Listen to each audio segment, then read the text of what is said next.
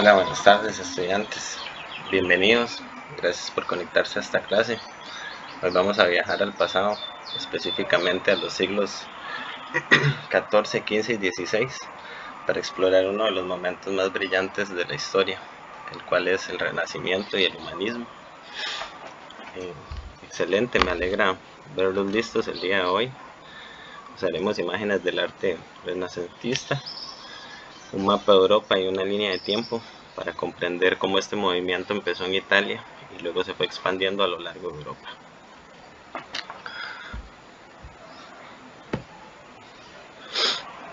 El Renacimiento fue un gran movimiento cultural que buscó renacer las ideas de la antigüedad clásica de Grecia y Roma.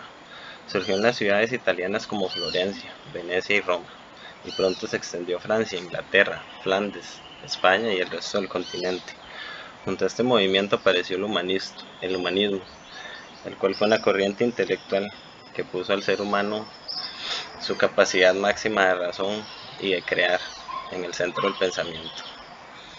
Entonces podemos ver, ¿verdad?, como Italia tenía una gran riqueza por el comercio, ciudades muy atractivas y la influencia directa del resto de los imperios romanos, lo que creó un ambiente ideal para el renacentismo. Entonces, como podemos ver, ¿verdad?, así fue como dio inicio a la era. También el Renacimiento es un periodo extraordinario de mucha efervescencia cultural, el cual comenzó durante el siglo XIV en la vibrante Florencia, impulsado por una prosperidad económica sin precedentes y generando el mecenazgo de familias poderosas como los Medici. Esta ciudad se convirtió en la cuna de una revolución artística e intelectual. También el redescubrimiento de la antigüedad clásica, facilitado por los humanistas y los visionarios, como Petrarca y Bonacio, marcó una transición fundamental en el pensamiento medieval teocéntrico centrado en Dios, lo que dio paso al antropocentrismo humanista, lo que colocaba al ser humano en el centro del universo, celebrándolo con su dignidad y potencial, ¿verdad? Entonces podemos ver cómo el ser humano quiso implementar el uso de la razón y de sus ideas e imponerlo por encima de Dios, ¿verdad?, por medio del humanismo. Esto fue lo que trató de llevar a cabo este movimiento.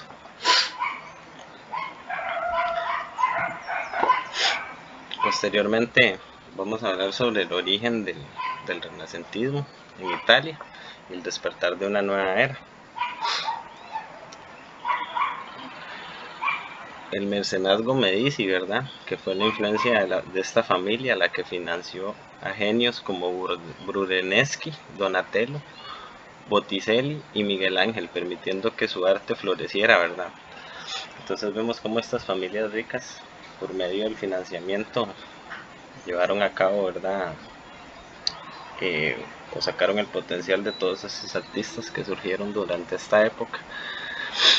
Posteriormente, las innovaciones artísticas, las cuales se desarrollaron mediante nuevas técnicas como la perspectiva lineal y el claroscuro y el sulfato de Da Vinci y el esfumato de Da Vinci, y por último también las obras emblemáticas.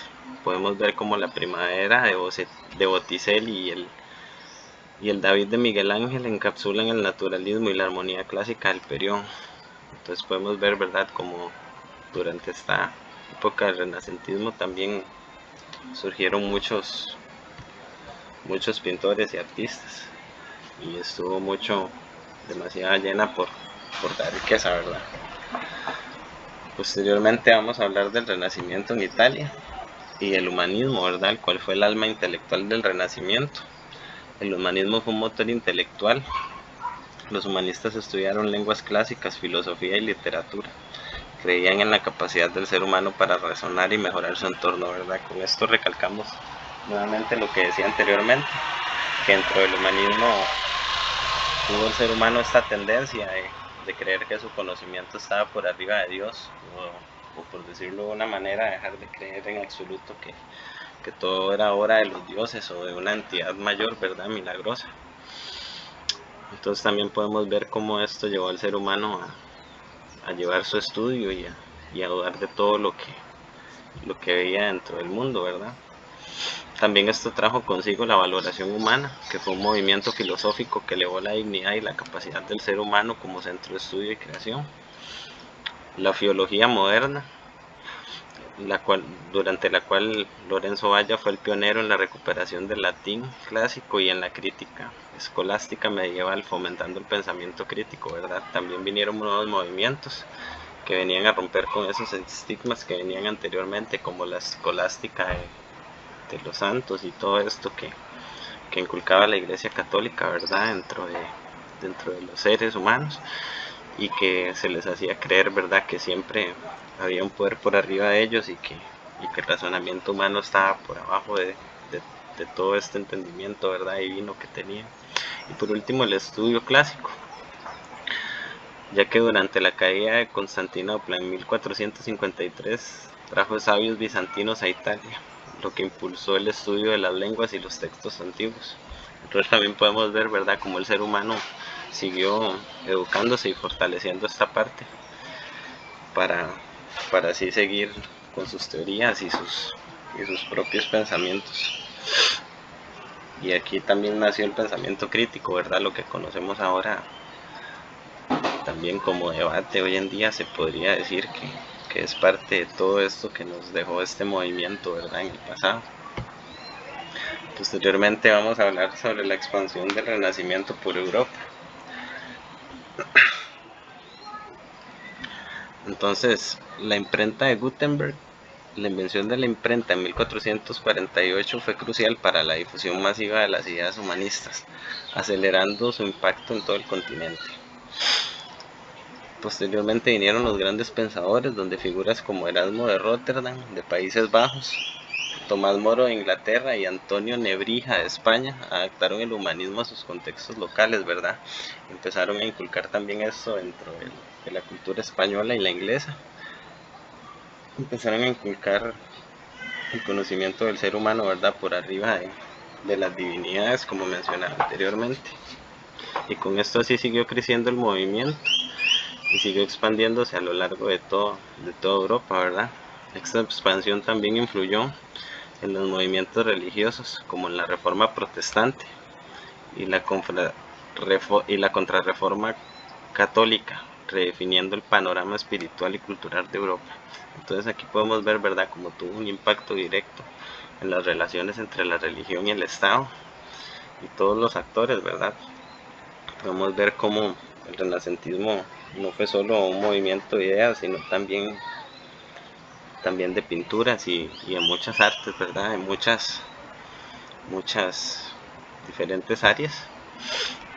Y posteriormente vamos a hablar de sus conflictos y transformaciones dentro de Europa, ¿verdad?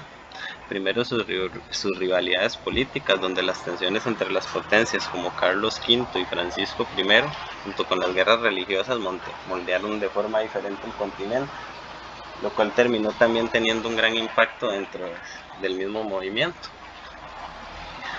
El segundo factor sería la Guerra de los 30 años, el cual fue un conflicto devastador que configuró el mapa político y religioso de Europa, marcando el fin de una era, ¿verdad? Esto trajo un conflicto tan grande que se colonizaron unos a otros y entonces también tuvo un impacto geográfico, ya no era solo intelectual, sino también geográfico dentro de las tierras europeas. El tercero, el Concilio del Trento, el cual fue que durante la Contrarreforma Católica dio origen al arte barroco, la cual era una expresión artística que buscaba conmover y reafirmar la fe, ¿verdad?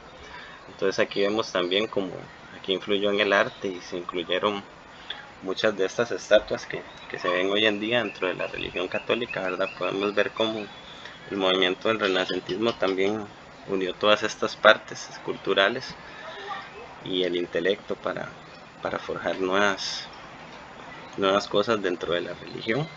Y por último, el puente hacia la modernidad, en el cual el Renacimiento actuó como un eslabón vital entre la Edad Media y la Edad Moderna, sentando las bases para los futuros avances. Entonces podemos ver como a pesar de que este movimiento, ¿verdad?, fue hace ya muchos años, se sigue viendo el impacto en hoy en día, ¿verdad? Que seguimos viendo dentro de estas culturas muchos de estos impactos y también es una parte importante de la historia y creo que es importante reafirmarla. Ahí muchachos, si hay alguna duda o algo, con mucho gusto aclararles. Sí, de mi parte,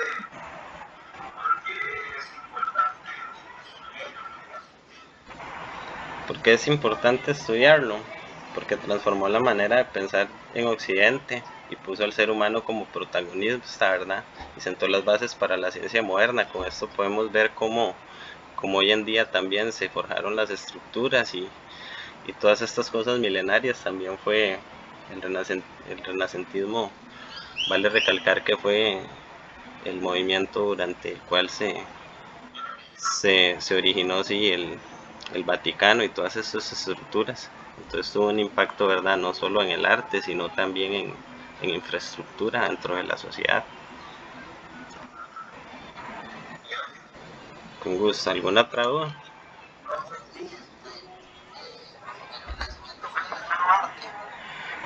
No, también influyó en la ciencia, ya que podemos ver que Copérnico y Galileo en la política, también en el ambiente de Maquiavelo, ¿verdad? El cual fue un filósofo de esta época que también habló mucho sobre estos temas y tuvo un gran impacto. Eso sería todo por la clase de hoy. Muchas gracias.